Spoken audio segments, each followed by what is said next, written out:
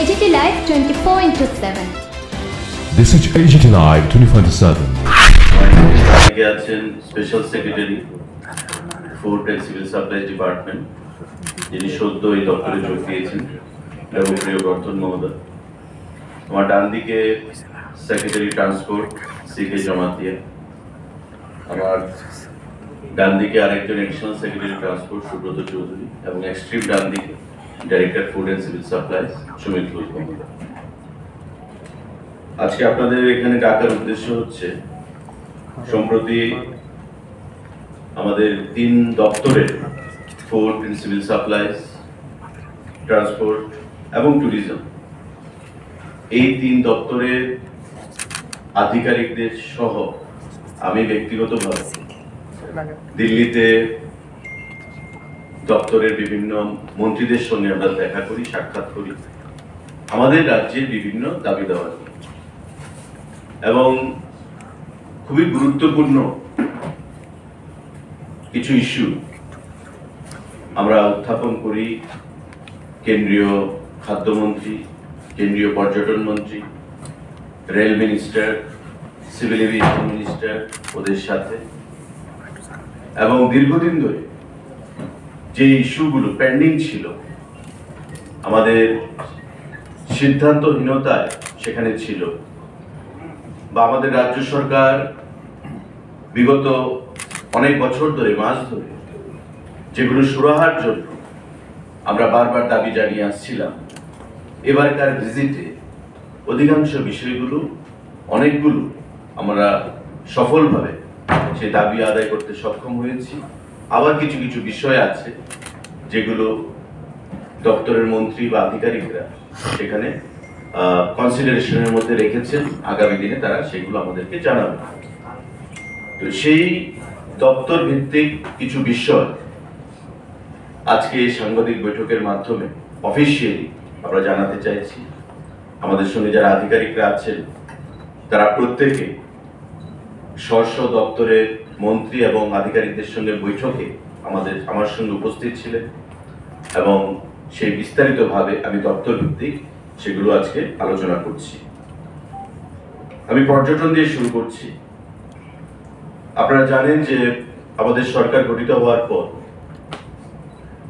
পর্যটন দপ্তরকে ঢেলে সাজানোর একটা প্রয়াস আমরা গ্রহণ করেছি, এবং মাননীয় মুখ্যমন্ত্রী আমাদেরকে সে দিশায় কাজ করার জন্য আদেশ প্রদান করেছে বা নির্দেশ দিয়েছে।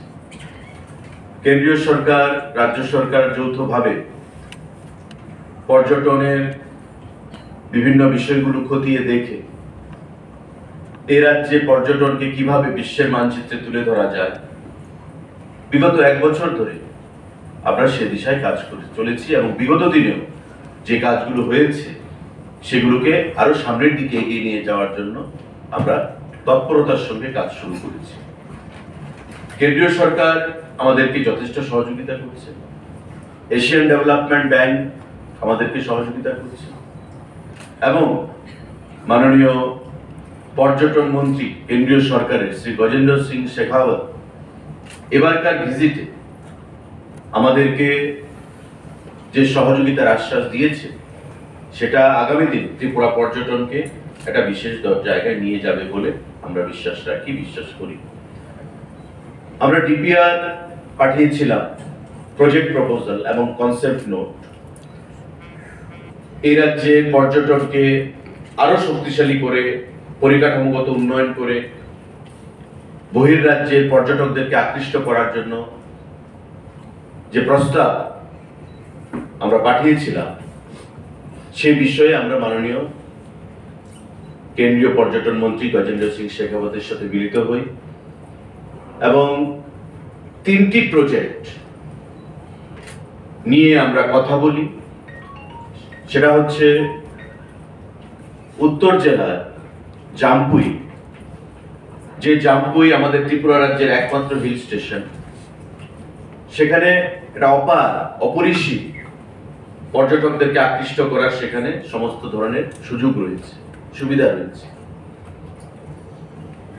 আমরা আগেও বলেছি যে জামপুই হিল স্টেশনকে আমরা বিশ্বমানে পরিণত করতে চাই, রূপান্তরিত করতে চাই, এবং সেটাকে স্বপ্ন নিয়েই মাথায় রেখে আমরা ডিপিআর তৈরি করেছি, কেন্দ্রীয় সরকারের কাছে প্রেরণ করেছি, মিটিং হয়েছে আমাদের সেক্রেটারি লেভেল, জয়েন্ট সেক্রেটারি লেভেলে government of India, virtually meeting হয়েছে কেন্দ্রীয় মন্ত্রীর সাথে, এবং গত দিল্লি সফরে এবারটা মাননীয় মন্ত্রীর সাথে আমরা অফিসিয়ালি এই প্রজেক্ট রিপোর্ট, কনসেপ্ট নোট এবং ডিপিআর আমরা তুলে দিই। তার মধ্যে 70 কোটি টাকা একটা প্রস্তাব উত্তর জেলার জামপুইকে নিয়ে আমরা রেখেছি, যার মধ্যে বর্তমান যে ইডেন টুরিস্ট লজ, সেই ইডেন টুরিস্ট লজকে নতুনভাবে নির্মাণ করা, আমাদের অ্যাডভেঞ্চার ট্যুরিজমের ক্ষেত্রে sky walk, bungee jumping, cottage এগুলো তৈরি করা, এবং অন্যান্য যে আনুষঙ্গিক যে সুযোগ সুবিধাগুলো পর্যটকদেরকে আকৃষ্ট করার জন্য সেগুলোকে যুক্ত করার জন্য আমরা টোটাল যে 70 কোটি টাকা ডিপিআর আমরা। সাংবাদিক বন্ধুরা, আমাদের আরেকটা দাবি আমরা রেখেছি, updates on the electrification of the Badarpur-Agartala route and plans for the introduction of electric passenger trains in Tripura. Badarpur এবং আগরতলার যে রুট ট্রেনে, তার সম্পূর্ণ ইলেকট্রিফিকেশন, তার কাজ কতটুকু হয়েছে তার আপডেট আমরা চেয়েছি, এবং আগামী দিনে প্যাসেঞ্জার ট্রেনে ইলেকট্রিক ভাবে আমরা করতে পারি সেই দিশায় যেন আমাদেরকে সেখানে দেওয়া হয়, সুযোগ দেওয়া হয়, বা দপ্তর যেন সে দিশায় কাজ করে, সে বিষয়ে আমরা দাবি উত্থাপন করেছি। অর্থাৎ টোটাল লাইনটাকে ইলেকট্রিফিকেশনের মাধ্যমে এনে সেটা যেন আগামী দিনে আরো রেলের যে স্পিড সেটাকে ত্বরান্বিত করা হয়। যদিও সেটা সার্ভে চলছে, ট্রায়াল রান চলছে, সেগুলোর উপর কাজ হচ্ছে, কিন্তু তারপরেও আমরা সেই দাবিগুলো রেখেছি যাতে আগামী দিনে রাজ্যের মানুষের রেল পরিষেবার ক্ষেত্রে একটা বিশেষ সুযোগ তারা গ্রহণ করতে পারে। সাংবাদিক বন্ধুরা, রেলমন্ত্রীর সঙ্গে সাক্ষাতের পর আমরা মাননীয় খাদ্য দপ্তরের মন্ত্রী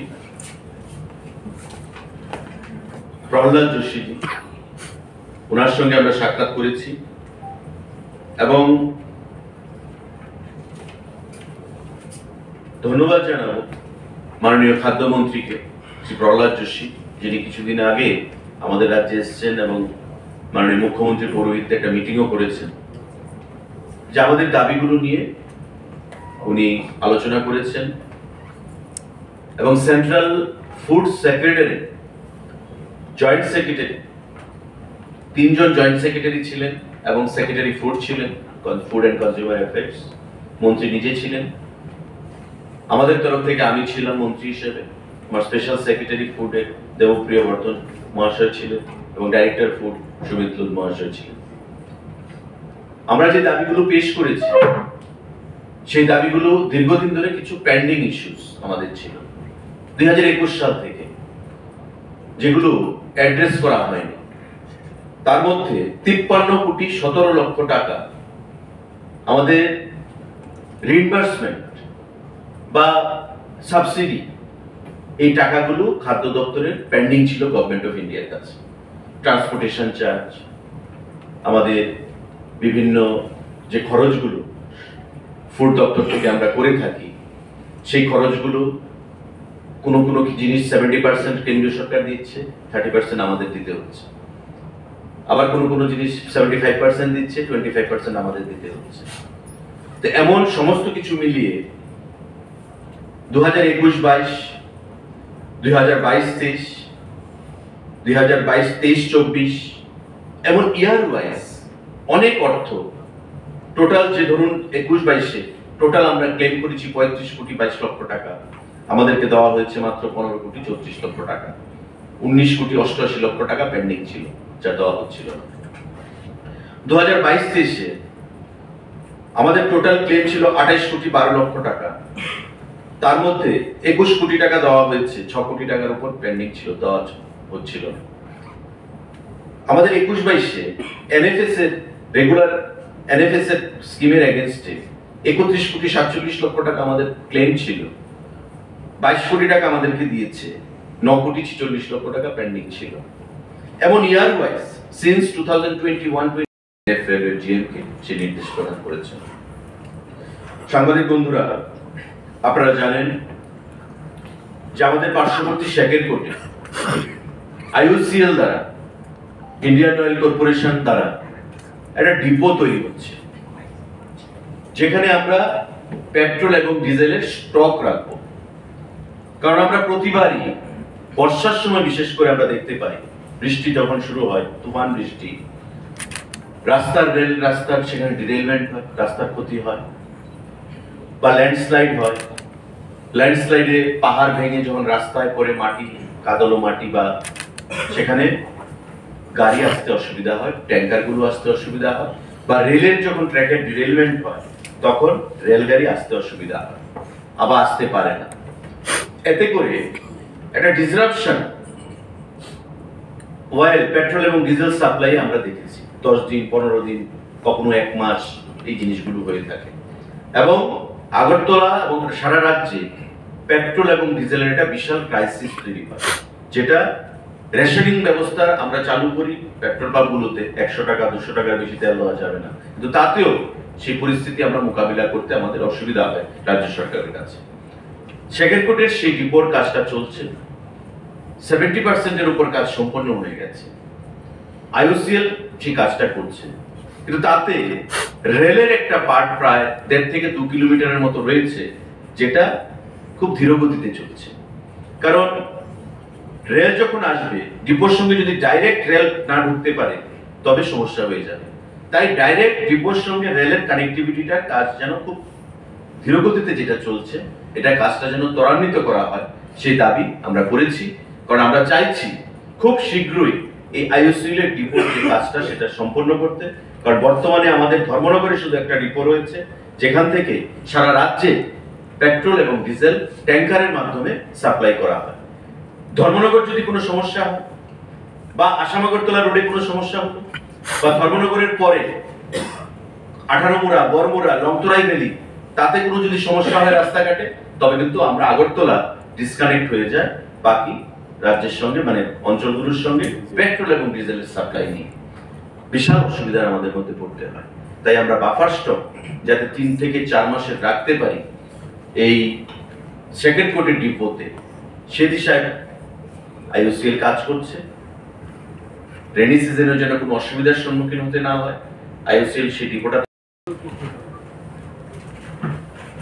FCI রিজিওনাল অফিস আমাদের FCI এর সঙ্গে প্রতিনিয়ত আমাদের যে চালের কোটা, আমাদের যে গমের কোটা, বা আমাদের সমস্ত যে কোটা যাই পাই আমরা FCI থেকে, আমাদের আগরতলায় যদি রিজিওনাল অফিস হয় তবে ডাইরেক্টরেট এবং ফুডের সঙ্গে FCI আমাদের ডাইরেক্ট কানেকশন, বর্তমানে যেটা আমাদের করসপন্ডেন্সের উপর নির্ভর করতে হয়।